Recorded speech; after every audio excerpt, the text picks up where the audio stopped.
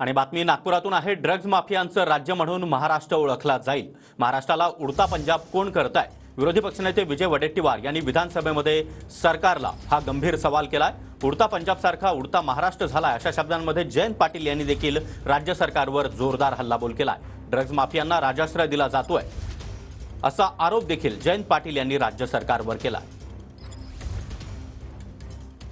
तरुणाई उद्ध्वस्त होत चालली। अध्यक्ष महोदय, सोलापूर येथील ड्रग्जचे कारखाने सापडले। सर्वश्रुत लपून राहिलेलं नाही।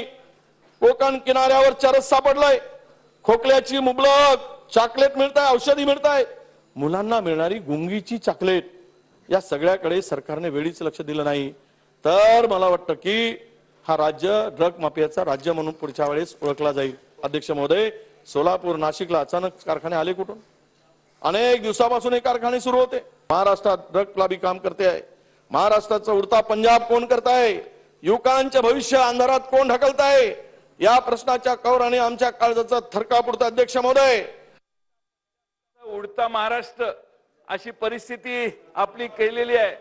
उडता महाराष्ट्र करण्याची व्यवस्था झाली आहे। कुठल्याही ठिकाणी जावा, मोठ्या शहरात जावा, ड्रग्जचं अंमली पदार्थांचं प्रमाण एवढं वाढलेलं आहे अध्यक्ष महोदय, आणि ते सगळे हप्ते देत असतात।